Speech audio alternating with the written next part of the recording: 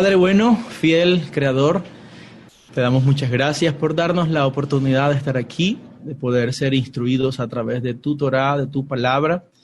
Rogamos que nos des luz y bendición, danos entendimiento, sabiduría. Usa a tu siervo Isaac, que pueda ser un instrumento de bendición para nosotros, que cada día podamos estar cerca de tu plan, de tu propósito, que nos reveles tus secretos, que nos ayudes a comprender tu palabra y nos guíes en tu voluntad. Gracias por todos los que hoy podemos estar aquí conectados en un solo corazón, aprendiendo tu palabra. Bendícenos a cada uno de nosotros con tu presencia y te damos muchas gracias, Padre, por los méritos de Yeshua. Amén. Amén. Bien, hermanos, shalom a todos, bienvenidos y qué bueno estar con ustedes.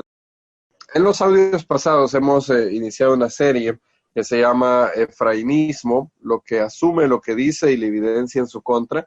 Y hemos dado 3 audios hasta el momento. Y el audio pasado, de hecho, en el número 3, empezamos a responder las preguntas más comunes que surgen cuando alguien ha venido desde el efrainismo. Siempre hay, cuando nos topamos con la evidencia, yo no estuve en un grupo efrainista o algo, pero me he relacionado muchísimo con hermanos que han venido desde estos círculos y las preguntas que siempre tienen después de ver todo lo que hemos visto, siempre caen en una de 7 u 8 categorías.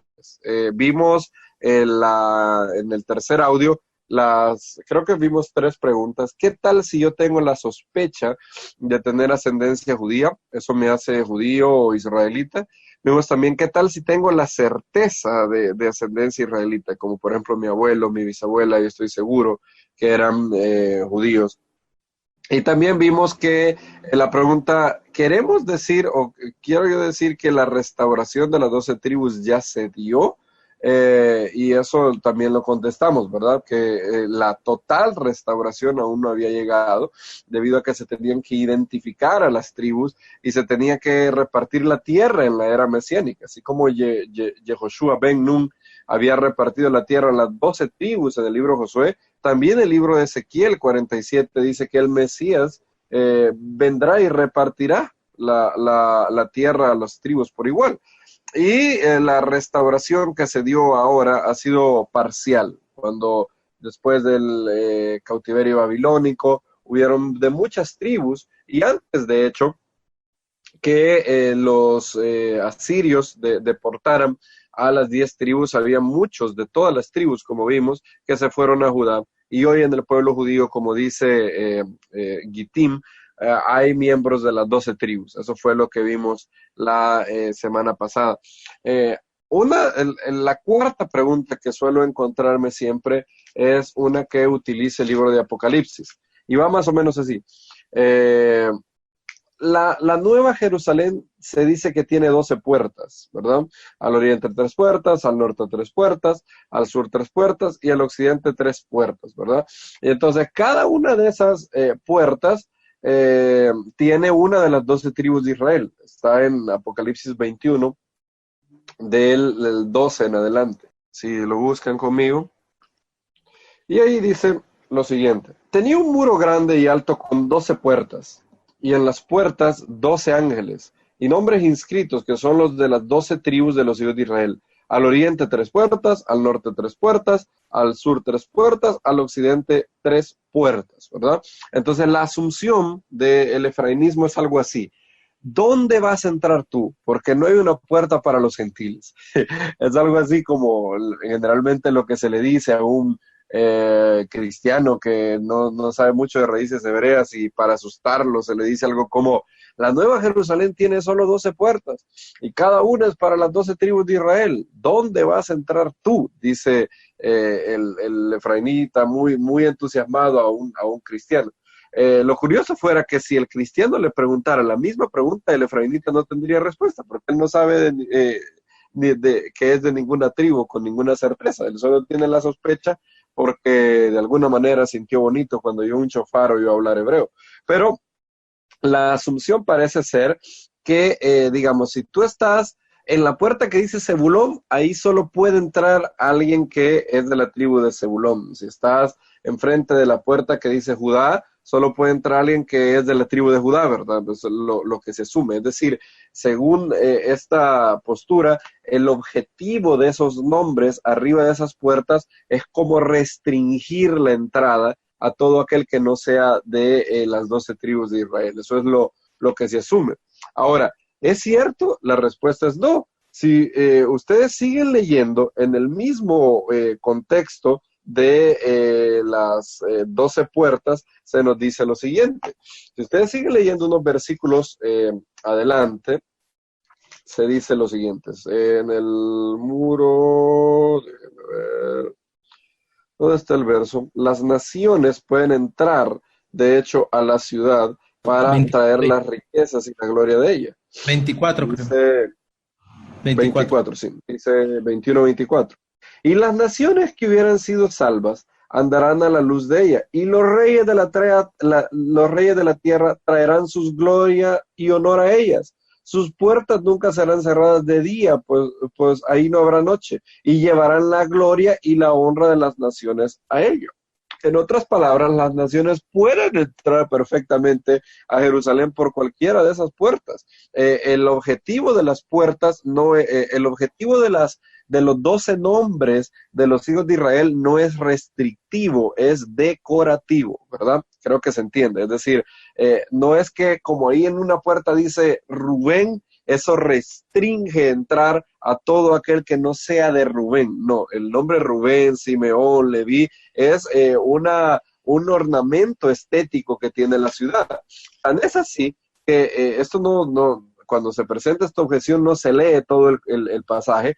Inmediatamente después de decir que la ciudad tiene 12 puertas, donde están las 12 tribus de los hijos de Israel, inmediatamente después dice, y el muro de la ciudad tenía 12 cimientos, y sobre ellos los 12 nombres de los 12 apóstoles del Cordero. Es decir, los nombres de las 12 tribus de Israel funcionan de igual manera que los 12 nombres de los apóstoles del Cordero. En otras palabras, tienen una función ornamental, no es para restringir la entrada a nadie, como se ha dicho en estos círculos. De hecho, Boaz Michael hizo un libro muy bonito que se llama 12 Gates, Where Do the Nations Enter?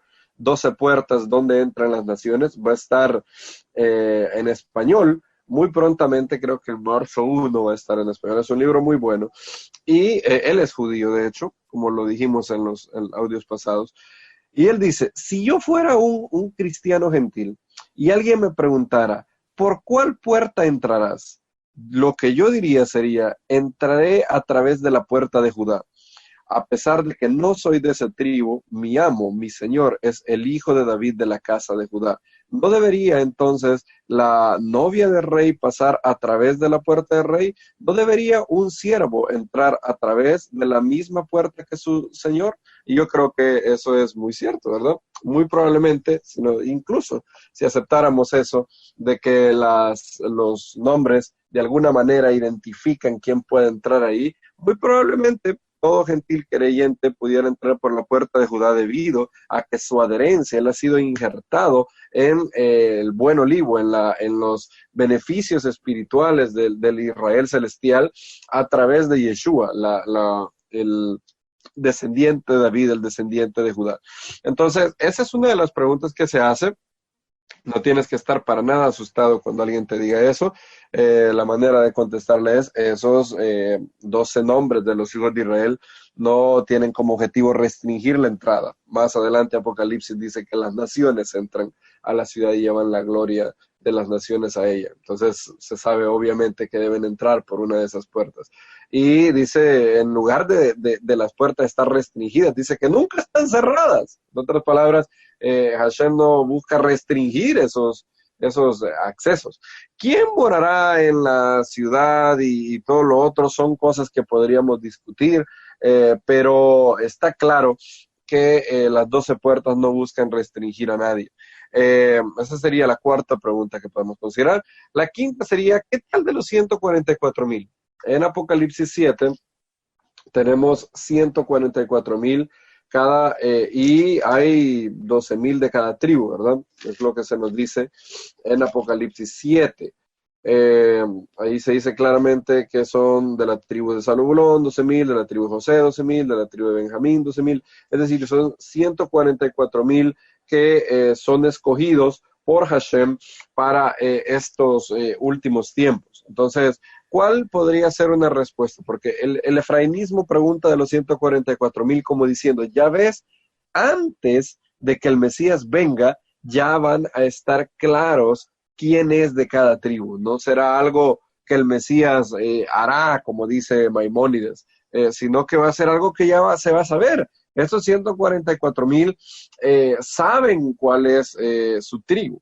Entonces, en primer lugar, lo que debemos considerar es que lo más probable y lo que Juan hubiera considerado como lo más natural es que todos estos 144,000 vengan del pueblo judío, ¿verdad? Como ya dijimos, en el pueblo judío hay parte de las 12 tribus de Israel hasta el día de hoy. Entonces, estos 144,000 quiere decir 144,000 judíos creyentes en Yeshua de los últimos tiempos. No serán traídos de todas las naciones y todo eso. Lo más natural es que Juan sabía, como sabía Jacobo cuando escribió a judíos creyentes en Yeshua, y se refirió a ellos como a las 12 tribus en la dispersión, y como sabía Pedro también cuando hizo su carta, es que los 144,000 vengan del pueblo judío, donde hay un remanente de Israel, de las 12 tribus.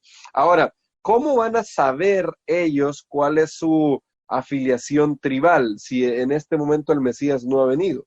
Entonces, podemos dar dos respuestas a eso. La primera es, ¿quién dice que ellos saben su afiliación? En ningún momento Apocalipsis dice que ellos conocen cuál es la tribu a la cual ellos pertenecen. No se nos dice eso en ningún lugar. Claro, el cielo, Hashem sabe a qué tribu pertenecen y saben que son 12,000 de cada tribu.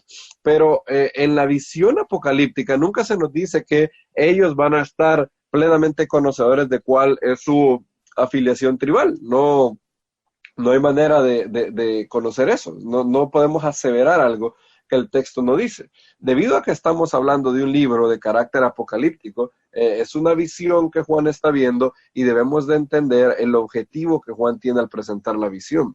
Difícilmente sería el que el efrainismo dice. Y en segundo lugar, lo que pudiera ser también, esta es una probabilidad, si aceptáramos que en realidad estos 144,000 del pueblo judío van a saber de qué tribu vienen, podría ser que en el final de los tiempos, de hecho ya tenemos algunos avances en eso, vamos a tener avances tan grandes en la tecnología y en la genética que para el tiempo en que los 144,000 del pueblo judío sean escogidos para ser sellados, lo que sea que eso signifique, ya vamos a tener una manera objetiva, no por un presentimiento, sino una manera bien certera de determinar de qué tribu es cada uno. De hecho, hoy en día dentro del pueblo judío hay algunas tribus que se han identificado, como algunos son hijos de Dan, otros son Benei Menashe,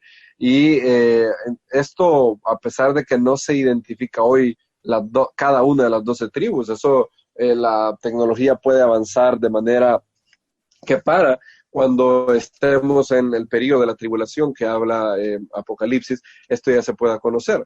Ahora, independientemente de que quedes con la primera respuesta, que los 144,000 no saben de qué tribu son, es decir, nunca se nos dice en Apocalipsis que ellos están conscientes de qué tribu son, simplemente el cielo sabe, Hashem sabe de qué tribu es cada uno. Nunca se nos dice que ellos lo saben. O si prefieres quedarte con la respuesta de que la tecnología va a haber avanzado, como dice el profeta Daniel, la ciencia se aumentará. Ninguna de estas respuestas avala las aseveraciones del efrainismo. Es decir, no hay nada en el texto que sugiera que gentiles de Latinoamérica o de otros países van a conformar los 144,000. Lo más natural en la interpretación de Apocalipsis y cómo los creyentes del primer siglo lo hubieran entendido cuando lo leyeron, es que dentro del pueblo judío se iban a levantar 144,000 judíos creyentes en los últimos tiempos y que iban a tener un rol protagónico en esa época. Eso sería lo más natural. Siguiente pregunta. Ezequiel y el incircunciso de corazón y de carne. Esa es una muy famosa. ¿Quieres entrar en el templo de la era mesiánica? Dice algunos efraínitas, porque Ezequiel dice que en el templo no entrará ningún incircunciso, dice Ezequiel 44. ¿Alguien ha oído este argumento antes? Nunca les han dicho, si no eres circuncidado, entonces no vas a entrar al templo. Yo, personalmente, yo soy circuncidado, así que nunca me han dicho eso. Pero hay muchos hermanos que les han dicho eso exactamente. Debido a que tú no eres circuncidado, tú no vas a poder entrar al templo, dice Ezequiel 44:9, ¿verdad? Así ha dicho Adonai, el Señor, ningún hijo de extranjero incircunciso de carne, incircunciso de corazón, entrará en mi santuario de todos los hijos de extranjeros que están entre los hijos de Israel. ¿Alguien ha oído esto? Quiero pausar. ¿Alguien ha oído esto alguna vez? Sí, muchas veces lo hemos escuchado y yo tristemente lo enseñé en algún momento cuando comencé en este camino. Desde el verso 7 al 9, en el capítulo 44 de Ezequiel, se habla de los incircuncisos de carne y de corazón, y el argumento es, ahí habla de las dos circuncisiones, es decir, no solo los que son circuncisos de corazón, como habla Pablo, sino también tiene que ser circuncidado físicamente para poder entrar al templo.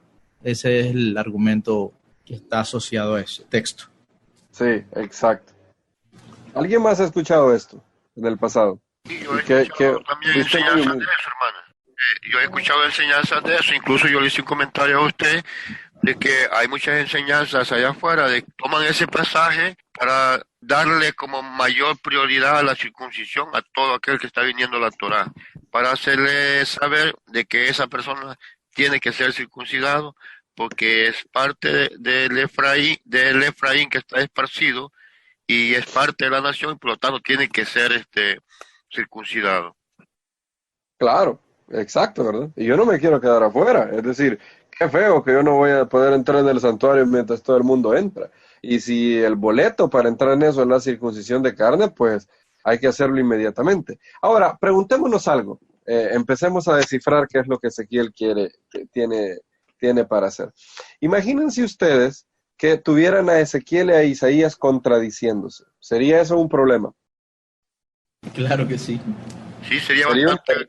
Sí, Sería un terrible problema. Bien, si el efrainismo, noten, si este texto de Ezequiel quiere decir que ningún gentil, si no es circuncidado en la carne, va a entrar al santuario de la era mesiánica, entonces Ezequiel contradijo flagrantemente a Isaías. Isaías 56 dice, hablando de el templo en la era mesiánica, lo siguiente. Porque 56:4. Así ha dicho Adonai, a los eunucos que guarden mi día de reposo. Imaginen, un eunuco no tiene ni siquiera en dónde ser circuncidado. Y escogen lo que yo quiero y abracen mi pacto. Aquí habla del Shabbat, no puede ser el pacto de la circuncisión porque el eunuco no puede ser circuncidado.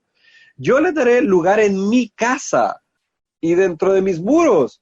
Y nombre mejor que el de hijos e hijos, nombre perpetuo les daré que nunca perecerá. Y a los hijos de extranjeros que sigan a Adonai para servirle y que amen el nombre de Adonai para ser sus siervos, a todos los que guarden el día de Shabbat para no profanarlo y abracen mi pacto, el pacto del Shabbat. Ellos deciden guardar el Shabbat voluntariamente. Yo los llevaré a mi santo monte, los recrearé en mi casa de oración. Sus holocaustos y sus sacrificios serán aceptos sobre mi altar, porque mi casa será llamada casa de oración para todos los pueblos. Entonces, Isaías dice que eunucos y también extranjeros que no son de su pueblo Israel van a tener parte en el templo de la era mesiánica. Tanto es así que sus holocaustos y sus sacrificios serán gratos. Ahora, Ezequiel dice que ninguno de ellos va a entrar. Entonces, si lo que el efrainismo dice es cierto, entonces Isaías y Ezequiel están en contradicción absoluta por eso. Es más, si lo que Ezequiel da a entender es que ningún creyente, ningún gentil, que no sea circuncidado en la carne puede entrar al templo, entonces también Ezequiel contradice a toda la enseñanza de los apóstoles. ¿Acaso los apóstoles no sabían eso? ¿No sabían los apóstoles que tarde o temprano los gentiles tenían que circuncidarse? Si es así, ¿por qué Pablo en 1 Corintios 7 dijo claramente, cada uno permanezca en el estado en el cual fue llamado? El que fue llamado incircunciso no se circuncide. Si Pablo hubiera tenido en cuenta el verso de Ezequiel, probablemente hubiera dicho algo como, no se circuncide por ahora, conforme a su crecimiento espiritual, cuando sea el tiempo, circuncídese. Pero no es eso lo que Pablo dice. Pablo dice, en el estado en que fuiste llamado, así permanece, dice él. Entonces, ¿a qué se refiere Ezequiel? Si no es a algo que está prohibiendo la entrada a todo creyente que es incircunciso. Bien, hay que tener varias cosas en cuenta. En primer lugar, contexto.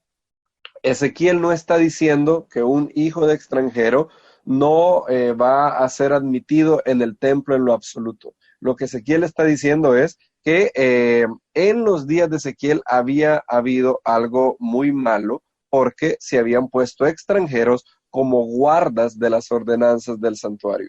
Y eso es algo que únicamente lo pueden hacer los sacerdotes, solo puede hacerlo un levita, ¿verdad? Entonces, es contra eso que Ezequiel escribe. Si separas el verso de todo el contexto, entonces te vas a llevar una mala interpretación. La clave siempre para interpretar cualquier verso es el contexto. Mira lo que dice Ezequiel 44, del 6 al 9. Irás a los rebeldes a la casa de Israel, así ha dicho Adonai el Señor, basta ya de todas vuestras abominaciones, oh casa de Israel, de traer extranjeros, incircuncisos de corazón e incircuncisos de carne, para estar en mi santuario y para contaminar mi casa, de ofrecer mi pan, la grosura y la sangre, y de invalidar mi pacto con todas vuestras abominaciones, pues no habéis guardado lo establecido acerca de mis cosas santas. Y aquí viene, sino que habéis puesto extranjeros como guardas de las ordenanzas de mi santuario. Así ha dicho Adonai el Señor, ningún hijo de extranjero, incircunciso de corazón, incircunciso de carne, entrará en mi santuario de todos los hijos de extranjeros que están entre los hijos de Israel. Luego sigue diciendo los levitas que se apartaron de mí, y en el verso 15 menciona a los sacerdotes levitas, hijos de Sadoc. Ellos van a ser los que van a ministrar delante de él y ofrecer la grosura. Ellos entrarán en mi santuario y en mi mesa. Entonces, cuando Ezequiel habla de no entrar en mi santuario, no se refiere al templo en lo absoluto. Hay una parte del templo que únicamente pueden entrar los sacerdotes, ¿verdad? Es ya un lugar donde solo pueden entrar sacerdotes, hijos de Leví e hijos de Aarón. Es a ese santuario donde tú no puedes entrar si no eres parte. No solamente no puedes entrar si no eres judío. Es más, siendo judío, siendo israelita, tú no puedes entrar ahí si no eres parte de la descendencia de Aarón. Entonces, habían puesto a extranjeros como guardas de las ordenanzas del santuario, y es eso lo que Ezequiel está corrigiendo. Una persona que no sea circuncidada en la carne no puede tener privilegios sacerdotales. Es algo que la Torá dice claramente. Ahora, esa es una respuesta, el contexto. La otra es que Ezequiel está prohibiendo gente que sea incircuncisa de carne y también incircuncisa de corazón. En otras palabras, no prohíbe necesariamente a alguien que sea incircunciso de carne, pero circuncidado en su corazón. Ezequiel está hablando contra una persona que es un total apartado de toda espiritualidad. Él dice, ningún hijo de extranjero incircunciso de corazón incircunciso de carne. En otras palabras, si alguien fuera incircunciso de carne, pero circuncidado en el corazón, es algo que Ezequiel no está tratando ahí. Entonces esa pudiera ser una segunda respuesta también. ¿Cómo sabemos que una de esas dos respuestas es la correcta? Debido a que Isaías, un profeta que vino antes de Ezequiel, ya dejó claro que en el templo de la era mesiánica del milenio, los gentiles tendrán parte en ese templo y que el Eterno les daría un lugar en su casa y que sus sacrificios y holocaustos serían aceptados bajo su altar. Si alguien utiliza Ezequiel 44 para decir que todos los no judíos están excluidos totalmente del templo, estaría contradiciendo a Isaías 56. Entonces, lo más sano, creo yo, que es recordar el contexto. Ezequiel no está hablando en contra de un gentil entrando en un lugar del templo donde le es permitido, sino está hablando en contra de un acceso que solamente es para los Kohanim. Como tercer motivo, recuerden que para el milenio, todos los que son del Mesías habrán sido resucitados, ¿verdad? Hay dos resurrecciones y la primera resurrección se dará al inicio del milenio. Entonces, todo creyente que vive hoy, que muere, va a ser resucitado. Es decir, él ya no es contado como un hijo de extranjero incircunciso de corazón, incircunciso de carne. En la resurrección hay una nueva creación, donde no hay judío ni gentil, ni hay hombre ni mujer, ¿verdad? Los que resucitan son como ángeles, como dijo el Mesías. Entonces, este verso, si no quedaba claro con las primeras dos razones, con la tercera debería de ser absolutamente claro. Es decir, este verso no puede ser utilizado para asustar o intimidar un creyente que vive ahora, porque al resucitar él es parte del nuevo hombre creado, ¿verdad? Y donde no hay judío, ni gentil, ni mujer, ni hombre, en ese sentido, ya resucitado. Antes de la resurrección siempre hay una distinción y un llamado que el Eterno tiene para judíos y no judíos, y hay llamados que únicamente puede cumplir un no judío permaneciendo como no judío. Por eso es que los apóstoles vieron como algo de absoluta urgencia de que un no judío pudiera permanecer como un no judío justo entre las naciones, un temeroso de Dios, para desarrollar el llamado que el Eterno tenía para su vida. Y también el pueblo judío tiene que seguir siendo judío para cumplir el llamado que el Eterno tiene para un judío creyente. Son dos cosas que no se anulan. Hay distinción sin discriminación en el cuerpo del Mesías. Me queda una última pregunta y es con respecto a Melo Hagoyim. Esta sería la séptima pregunta y está en Génesis 48 y es utilizado mucho en el efrainismo.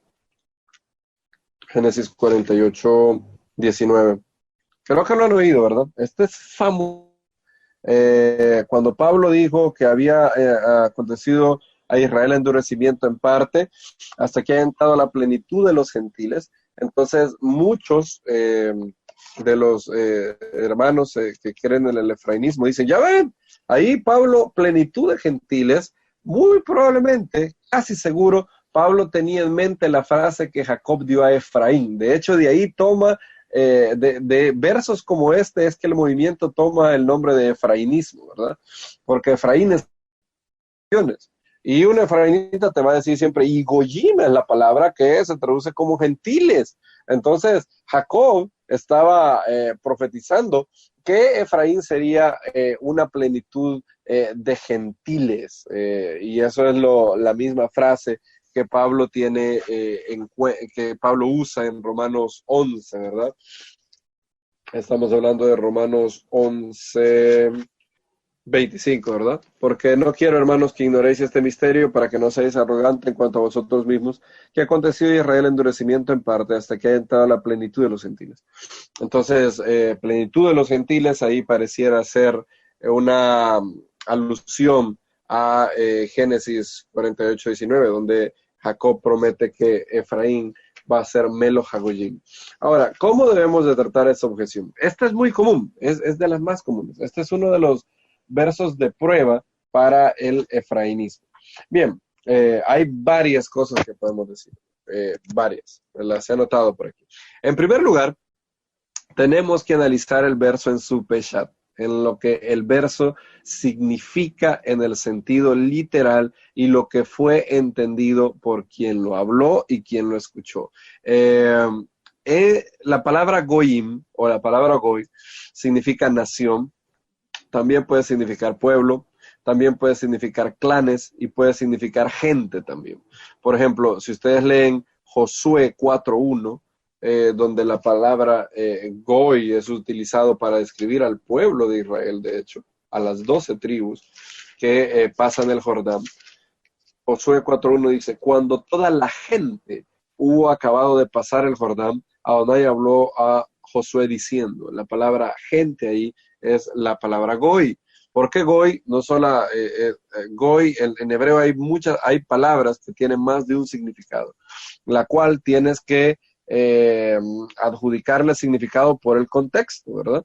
Es como, hay algunas palabras en nuestro idioma también, por ejemplo, la palabra corazón tiene más de un significado. Si dices que estás mal del corazón, corazón es el órgano que bombea sangre, ¿verdad?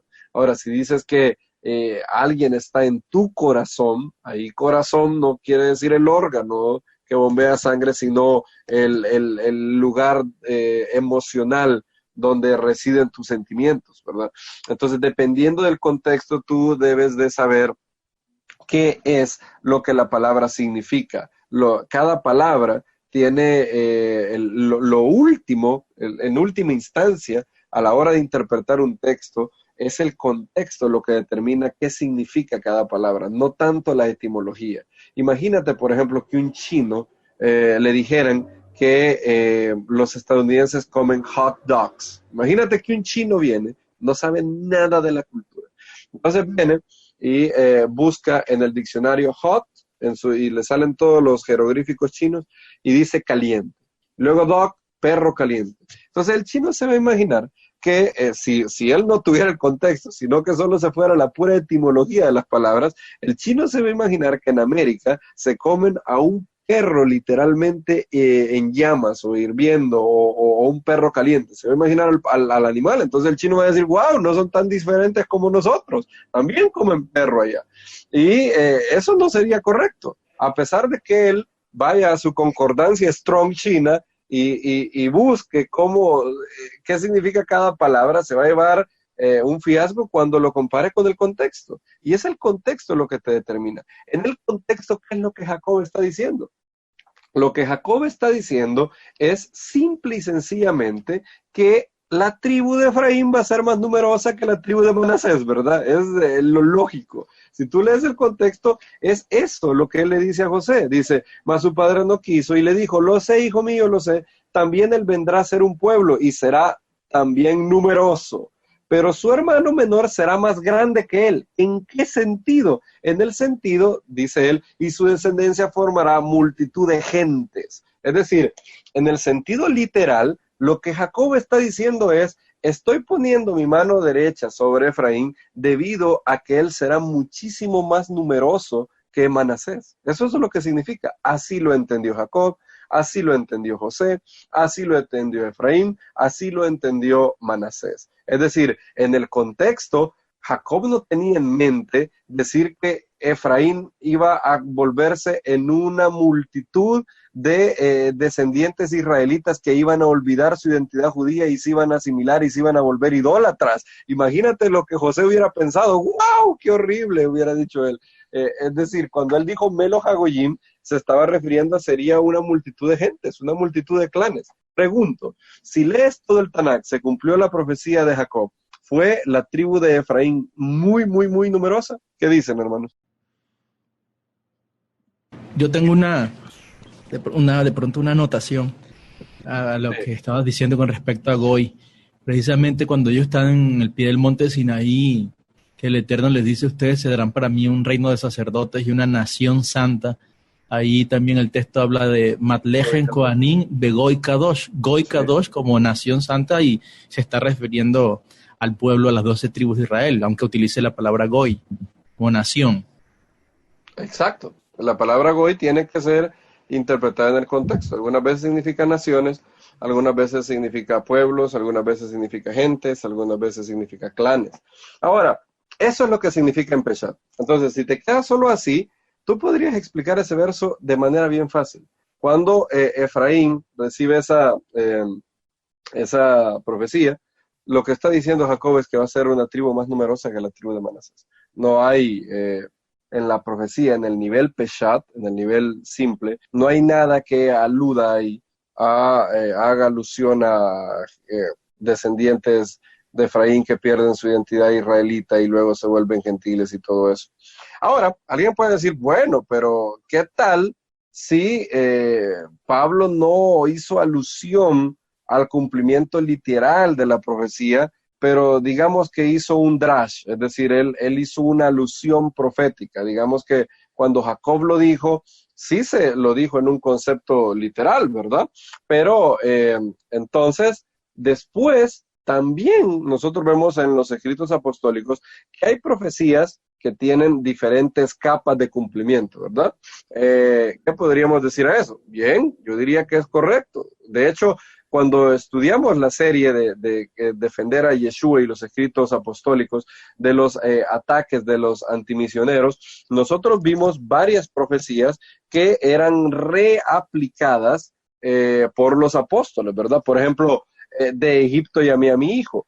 El profeta Oseas, cuando dijo eso, se cumplió, ni siquiera es una profecía, es simplemente un dicho de Oseas sobre Israel. Cuando Israel era joven, yo lo amé y de Egipto llamé a mi hijo, ¿verdad? Dice Oseas 11.1. Ahora, Mateo aplica Oseas 11.1 al Mesías. No me voy a detener, cuando Israel era muchacho, yo lo amé y de Egipto llamé a mi hijo. No me voy a detener aquí a explicar cuál es la base para hacer el parangón entre Israel y el Mesías y por qué Mateo lo aplica, pero cualquiera de ustedes puede ir a los audios en donde vimos, se llama 4 alusiones o 4 distorsiones, así se llaman las 2 enseñanzas que dimos sobre las citas del Tanaj que Mateo utiliza en Mateo 2.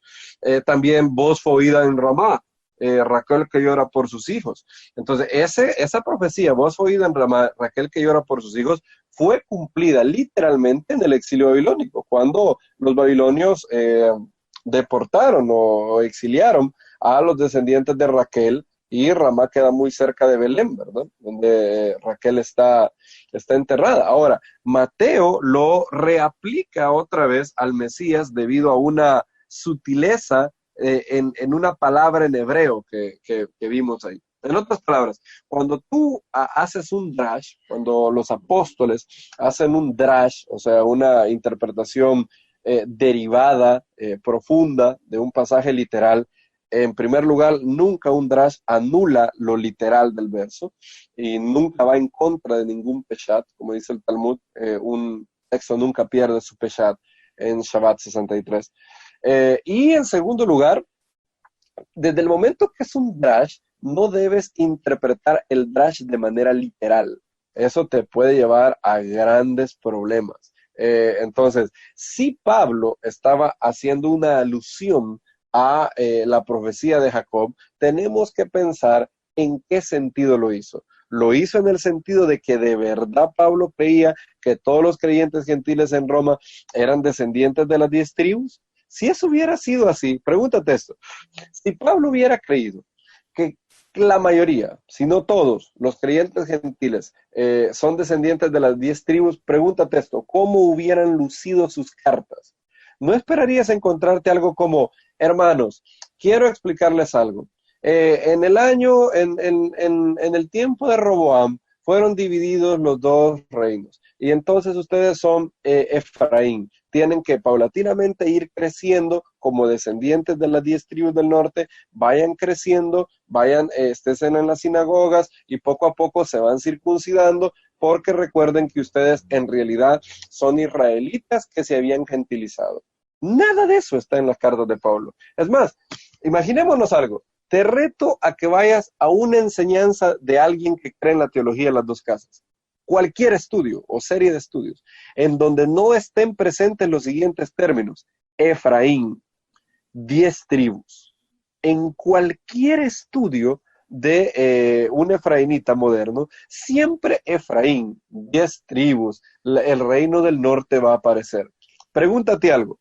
En las 13 cartas de Pablo, ¿cuándo Pablo menciona la palabra 10 tribus? O la palabra Efraín, o la palabra el reino del norte. Nunca. Es decir, si Pablo de verdad creía que los creyentes gentiles eran descendientes de las 10 tribus y por consecuencia tenían que cumplir toda la Torá de igual manera que un judío, pues nunca lo dijo. Tuvo 13 oportunidades de decirlo, pero nunca lo dijo. Es más, dijo todo lo contrario. Cuando él nos dice cuál es la política, cuál es la regla que él ha establecido en todas las comunidades, dice en 1 Corintios 7:17, pero cada uno como el Señor le repartió y como Dios llamó a cada uno, así haga. esto es lo que yo ordeno en todas las comunidades, dice Pablo.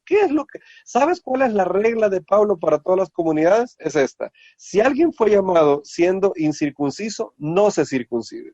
Permanezca en el estado en que fue llamado, así se quede. No hay nada de conversión paulatina y no hay nada de poco a poco, ve agarrando más Torah y luego te circuncidas porque en realidad tú eres secretamente descendiente de las 10 tribus del norte. Si alguien fue llamado judío, siga siendo judío, cumpla su rol, no borre las marcas, dice Pablo en 1 Corintios 7:18, lastimosamente se tradujo como quédese circunciso, una mala traducción, debería decir no borre las marcas de identidad israelita.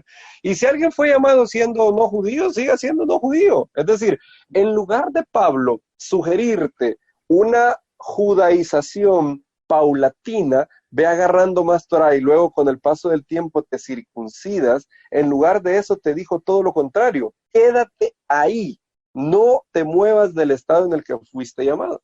Entonces, si Pablo de verdad pensaba que los creyentes gentiles en Roma eran descendientes de las 10 tribus, es curioso que nunca nos lo dijo. Nunca dijo nada como Efraín, 10 tribus y todo lo otro. Ahora, ¿en qué sentido Pablo pudo haber reaplicado la frase Melo Hagoyim? Es decir, ya no estamos hablando de lo literal, sino que aquí Pablo va a hacer un drash. Va a hacer un drash algo similar como lo hace con Génesis 12:3, donde dice, en tu simiente, en ti serán benditas todas las naciones de la tierra, ¿verdad?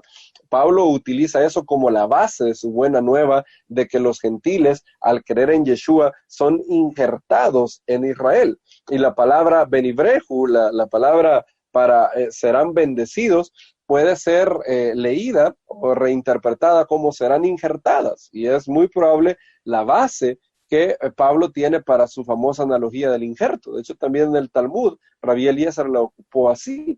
Entonces, él puede haber hecho un drash. ¿En qué sentido? Mira, hay que verlo de ¿qué tiene Efraín y Manasés que pudiera ser común a un gentil creyente? Estos hijos de José habían sido criados en una cultura totalmente gentil. En otras palabras, habían sido creados en la cultura de Egipto. Ellos eran hijos de José, pero Jacob los adoptó en un acto de adopción para garantizar que José tuviera la doble porción de tierra, como un primogénito.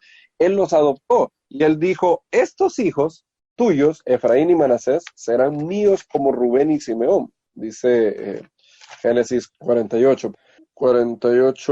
Y ahora tus 2 hijos, Efraín y Manasés, que te nacieron en la tierra de Egipto, antes que viniese a ti a la tierra de Egipto, míos son, como Rubén y Simeón serán míos.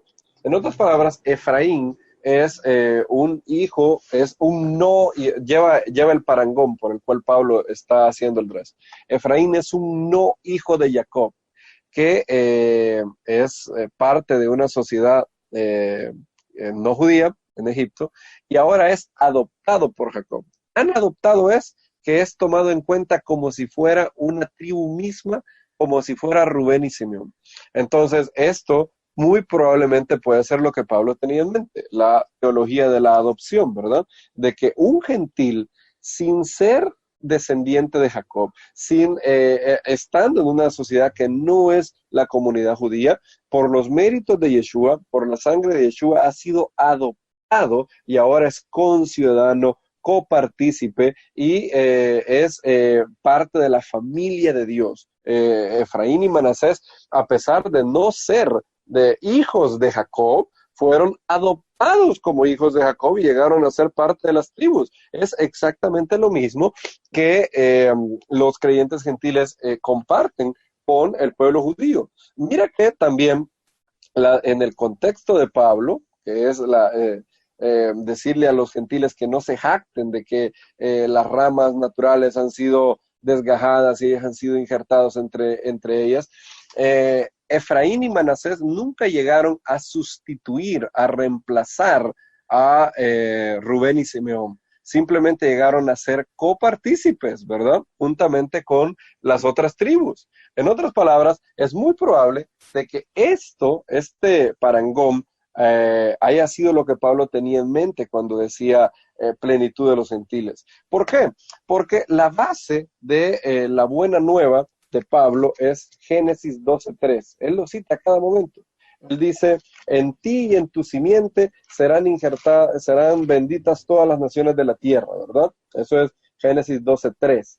Y luego dice Pablo, y no dice sus simientes, haciendo un drash, sino dice su simiente. Y esta simiente es el Mesías, la bendición de Abraham, de ser padre de muchas naciones, dice Génesis 17:4, porque yo te he llamado para que seas padre de muchedumbre de gentes, dice Génesis 17:5 y 17:4 también. Aquí mi pacto es contigo y serás padre de muchedumbre de gentes. Noten que ahí también Hashem utiliza la palabra padre de Goyim.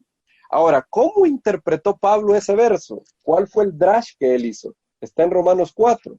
En Romanos 4, Pablo utilizó exactamente ese verso. Génesis 17:4, no para decir que los creyentes en Roma eran descendientes físicos de Abraham, sino que debido a la fe, Abraham era el padre espiritual de todos aquellos que creían en el Mesías. Dice el verso 4:17, como está escrito, te he puesto por padre de muchas gentes, Génesis 17:4.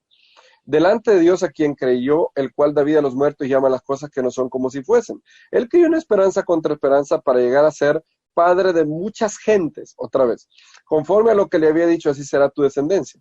Y no se debilitó al considerar su cuerpo que estaba ya como muerto o la esterilidad de la matriz de Sara. Ahora, si ustedes ven todo el contexto, Pablo dice que Abraham no solamente es padre de los que son de la ley, el pueblo judío, sino también de los que son de la fe, aún porque Abraham recibió la justificación estando aún incircunciso. En otras palabras, Pablo toma a Abraham como un prototipo de los creyentes gentiles que recibieron la justificación de sus pecados sin requerírsele la circuncisión, así como a Abraham se le fue dicho de él, su fe le fue contada por justicia, creyó Abraham a Hashem y su fe le fue contada por justicia. Entonces Pablo utiliza, mira lo que hace Pablo. Génesis 17:4, en su contexto literal, es que Abraham va a tener muchos descendientes. Pero Pablo hace un drash y lo reinterpreta diciendo de que hay algo escondido ahí. Cuando Hashem le dice que va a ser un padre de Goyim, de muchedumbre de gentes, Pablo dice, lo que significa esto, en un nivel profundo, es que todos los gentiles creyentes en Yeshua son espiritualmente hijos de Abraham. Nota que él no está diciendo que todos los creyentes en Roma son descendientes físicos de Abraham. Mira cómo Pablo interpreta la frase Goyim en Génesis 17:4. No es algo literal, sino que lo interpreta como Abraham siendo el prototipo de todos los creyentes gentiles, y ahora, por tal razón, los creyentes gentiles son hijos de Abraham según la promesa, hijos espirituales de Abraham, no descendientes físicos. Es exactamente lo mismo lo que Pablo pudiera estar diciendo en Romanos 11:25. Probablemente está diciendo que la plenitud de las naciones que vendría se refiere a los hijos de las naciones que han venido a creer en la fe en Yeshua, y que así como Efraín, que no era una tribu, fue adoptado por Israel y llegó a ser parte de la familia, también todo creyente de cualquier país del mundo que cree en Yeshua es parte de la familia de Dios. Eso es lo que Pablo estaría diciendo. Recuerden que no tenemos ni siquiera evidencia de que Pablo de verdad está aludiendo a Génesis 48, ¿verdad? Es una suposición que estamos haciendo. Si así fuera, es esto lo que Pablo estaría diciendo, pero no tenemos evidencia que lo hizo, como dicen los efraínitas. Entonces, Pablo no está diciendo con esa alusión probable a Génesis 48 que los creyentes gentiles son descendientes físicos de Efraín y que por tanto tienen que guardar toda la Torah. Si así hubiese sido, entonces Pablo se hubiera ahorrado muchos problemas, se hubiera ahorrado mucho trabajo, muchas cartas. Bastaba con decir, hermanos, ustedes son descendientes de las 10 tribus del norte, vayan a las sinagogas, tienen que cumplir toda la Torah, y eso es todo. Eso hubiera sido todo lo que Pablo hubiera dicho, hubiera referido a los creyentes a la sinagoga a circuncidarse, pero en lugar de eso, Pablo hizo todo lo contrario. Entonces, cuando leemos plenitud de los gentiles, debemos de interpretar, si de verdad creemos que va a ser un drash, no tenemos que agarrar el drash y después hacerlo peshat, porque eso es lo que hace el efrainismo, y ahí su error. Cuando Pablo dijo plenitud de gentiles, se refería a una gran cantidad de gentiles creyentes en Yeshua, injertados en el Israel celestial, que disfrutarían los mismos beneficios espirituales que el pueblo judío, sin sustituir al pueblo judío, siendo adoptados de la misma manera que Efraín y Manasés fueron adoptados. No hay nada de efrainismo en eso, y debemos de ser claros para no torcer lo que Pablo está diciendo. No sé si hay más preguntas, consideramos 7 preguntas, pero si hay más, me gustaría cerrar el tema hoy. Mauricio había dicho que tenía una pregunta hace rato, no sé si la tiene todavía. Sí, señor. ¿Me escuchan? Sí. Adelante, Mauricio, ¿cómo estás? Saludos, maestro. Muy bien, gracias. Maestro, la pregunta es la siguiente. Yo tengo en el supuesto que tengo todas las pruebas para decir que soy judío, pero llega el momento donde se me va a hacer la circuncisión y no se hace por el escollo que hay allí de que creo en Yeshua. ¿Qué debo hacer entonces? ¿Ese es un supuesto o tú tienes esas pruebas? No, es un supuesto, porque entonces, ¿qué hago? ¿Hago rancho aparte? Porque lo único es que no estoy siendo aceptado por esto. Entonces, tengo todas las pruebas y no paso el examen. Bien, eso lo contestamos en el audio pasado, pero para no dejarte con la pregunta, si tú eres judío, es decir, si tu abuela fue judío, tu papá fue judío, tu mamá fue judía, pero de alguna manera has perdido la identidad judía y tú tienes el llamado de ser judío, pero vas y el rabino te pregunta, ¿tú crees que Yeshua es el Mesías? Y tú dices, sí, yo creo que él es el Mesías. Entonces te dice, bueno, entonces eso no es algo kosher en el judaísmo, así que no te puedo aceptar. Lo que tú tienes que hacer ahí es seguir siendo judío para ti, empezar a guardar más y más Torah. De todas maneras, la Torah y la halajá permite a un no judío tomar prácticamente todos los mandamientos de la halajá, ser respetuoso a la autoridad judía. Hashem ha puesto un velo sobre ellos. Es muy probable que en el futuro, si tú eres fiel, Hashem va a abrir puertas para que te conviertas al judaísmo sin necesidad de negar a Yeshua. En el futuro yo estoy persuadido de que Hashem va a hacer que haya mucha más apertura hacia Yeshua de parte de los rabinos. Ahora es algo que ha sido puesto del cielo. Entonces, mientras eso llegue, tú no seas rebelde. Para ser parte del pueblo judío tienes que ser aceptado por las autoridades judías. Es decir, no te estás convirtiendo en una religión solamente, sino el pueblo judío es un pueblo, es una nación. Es decir, para ser aceptado en un ente colectivo, los jueces de ese ente social te tienen que aceptar. Eso fue lo que pasó con Ruth. Ruth era, por mucho que vivía en Israel, por mucho que vivía en Judea, ella no era judía. Fue hasta que Booz llevó a 10 ancianos de la 10 ancianos de la ciudad y que ellos la recibieron como parte del pueblo, que ella fue judía. En Éxodo 12 dice que si alguien quiere celebrar la Pesaj y quiere ser parte del pueblo, puede ser circuncidado y será como uno de vuestra nación. Nota que te estás convirtiendo no a una fe, no a una religión como en el cristianismo. Yo creo y yo soy parte del pueblo cristiano debido a que lo que nos une es nuestra fe. Entonces, si yo tengo la fe, soy cristiano, ¿verdad? Pero en el caso del pueblo judío no es solamente eso. Como Ruth dijo, tu pueblo será mi pueblo, tu Dios será mi Dios. Para ser parte del pueblo judío, primero el pueblo te tiene que aceptar. Entonces, si el pueblo judío no te acepta hoy, tú no eres parte del pueblo judío. Por muy equivocados que ellos estén, por muchas situaciones proféticas que podamos discutir, tú no eres parte del pueblo judío. Entonces, lo que puedes empezar a hacer es, bueno, el pueblo judío no me acepta, pero yo siento que yo tengo una responsabilidad con Hashem. Entonces empieza a crecer y empieza a guardar más y más mandamientos, empieza a estudiar las leyes del Shabbat, empieza a estudiar las leyes del Tzitzit, empieza a estudiar las leyes del Tefilim, empieza a hacer todo lo que un judío hace. Y si por lo menos, si las autoridades de la tierra no te reconocen, entonces tú tienes que empezar a guardar esos mandamientos para con Hashem.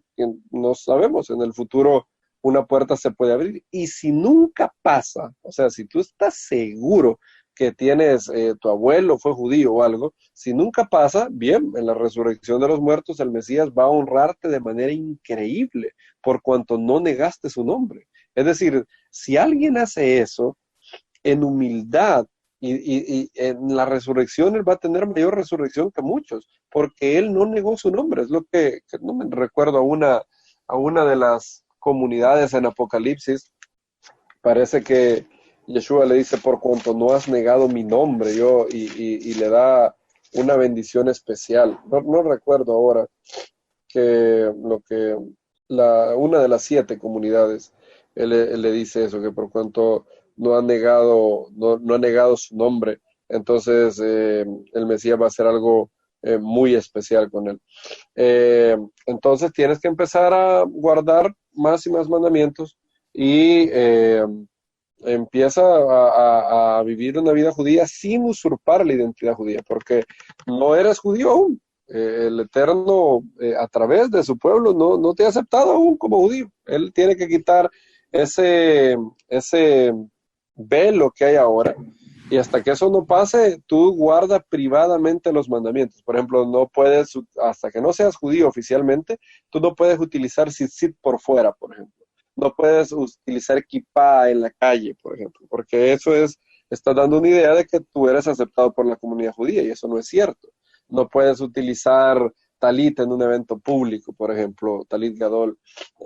Pero en lo privado, debido a que tú vas a ser judío para con Hashem, no para con los hombres. Entonces, en lo privado, tú vas a empezar a guardar más y más y más y más mandamientos. A eso se le llama un llamado de vida judío. A pesar de que el pueblo judío no te acepta, tú vas guardando más y más y más y más mandamientos. Y también para eso debe tener en cuenta la familia, ¿no? Con la que vive. Si la esposa está de acuerdo. Esa es otra cosa. Porque si exacto, él está tienes muy que testear cómo judío, está tu pero familia. Ellos van a poder seguir el yugo que tú estás aceptando, porque si no, la vida judía es una vida de familia, en comunidad. Si no, no será lo mejor, amado. No sé si te contesto bien, Mauricio, o si tienes más dudas. Sí, maestro, creo que parte de la respuesta el origen de la respuesta viene cuando usted menciona acerca de lo de Urim y Tumim, donde es la sujeción y que pues, no está claro acerca de los sacerdotes, entonces quedan en espera. Muchas gracias por la respuesta, maestro. Exacto. Que en el tercer audio también están las explicaciones. En el tercer audio de esta serie de Efraín mismo, que están en la página. Tú puedes tomar más y más mandamientos. Por ejemplo, yo no soy reconocido como judío, pero yo uso talit katán todos los días. Hay mezuzá en la casa, pero nosotros hemos colocado la mezuzá adentro, es decir, en el poste de la casa, pero adentro, no afuera. En el momento de hacerlo afuera, estás dando el mensaje de que tú eres parte de la comunidad judía, y eso no es cierto. Ellos no te aceptan, y tienes que ser sensible a eso. No puedes, como dice Pablo, no seáis tropiezo ni a judíos, ni a gentiles, ni a la comunidad de Dios. Eso es lo que tienes que tener cuidado. Pero tú puedes ir adquiriendo más mandamientos. Yo, por ejemplo, no escribo en Shabbat, no conduzco en Shabbat, no conduzco fuego en Shabbat, no como nada que sea cocinado en Shabbat, y así, más y más y más restricciones, y el Eterno te va a ir honrando por eso. Amados, ha sido un gusto estar con ustedes, y que Hashem nos bendiga mucho en esta semana, que Él edifique, afirme la obra de nuestras manos, y que su dulzura, la dulzura de su presencia nos acompañe todos los días. Amén, amén.